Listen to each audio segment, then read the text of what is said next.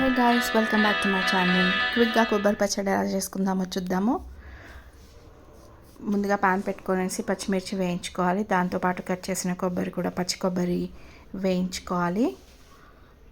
పచ్చి కొబ్బరి వేసాక ఒక 2 minutesకి చింతపండు ఇంకా కొత్తిమీర కాడలతో సహా వేసుకోవాలి. అవి కొంచెం ఫ్రై అవ్వగానే కొంచెం పసుపు ఇంకా జీలకర్ర వేసుకొనేసి